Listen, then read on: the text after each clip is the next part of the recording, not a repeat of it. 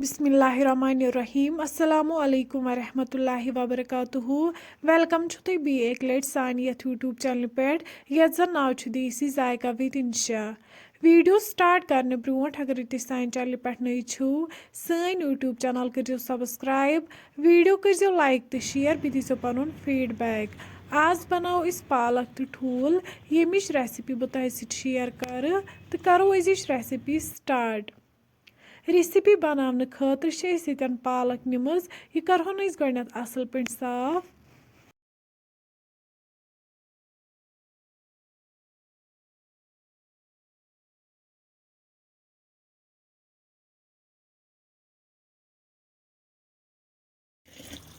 पालक कर असल पे साफ अम पे छलहन वन अकि दो लट असल पे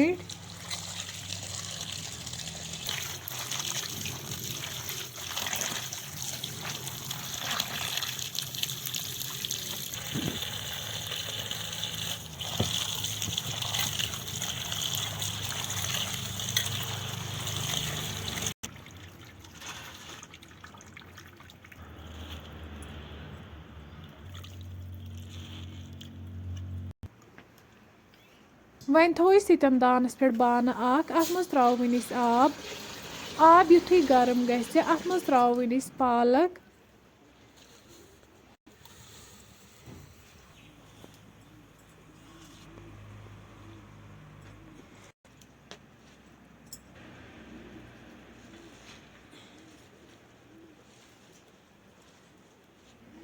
वन थो अत पे ठाट तीस कालस अत फकर असल पे लगे तुम हेको वुचित अत फकर लोगमुत अम पे यपर निमुत अकिस बानस मज सरद आब यह पालक त्रो वन अथ सरद आबस मज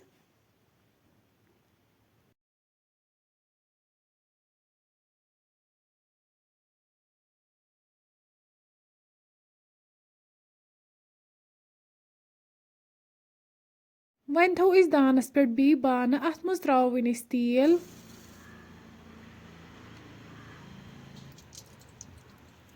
तेल युथु गर्म गि अत मज त्रो वन ठूल यम बॉयल कर थमित ये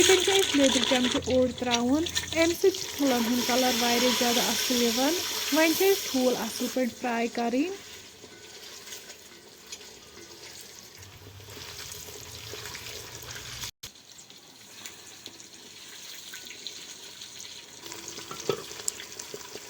ठूल यन असल पे फ्राई गमित अम पे कड़ो वन अकिस बानस मज नबर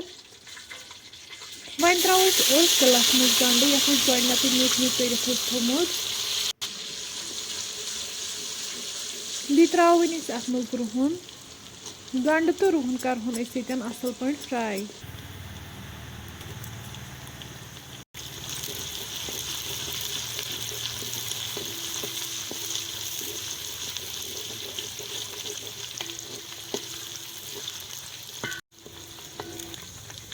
तुम हेको वुचित गंड तो रुहन असल पे फ्राई गोमुत अम पे त्रो वन अत मज पालक बी त्रो वन अत मज नून चमच वन पालक तीस कालस फ्राई करें यीस कालस नी तेल वापस दिए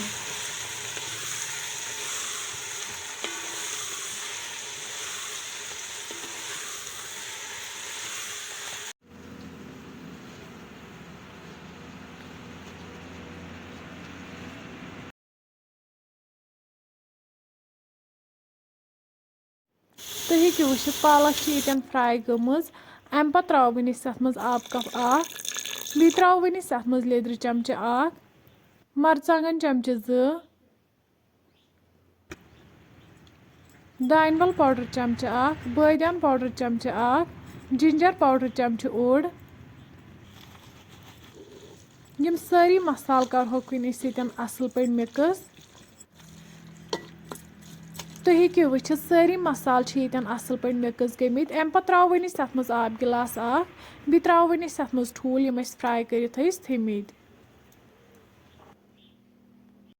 लास्टस पे त्रो वन अत मज नील मरचांगन बी त्रो वन अत मज रुहन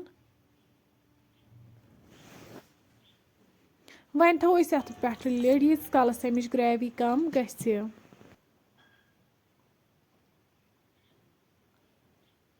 5 मिनट बाद वालो वन इस दान पे बोन वन कड़ो वन इस अकिस बाउल मज नबर तो हेक्यू यन वुचित सै रेसिपी यन बिल्कुल तैयार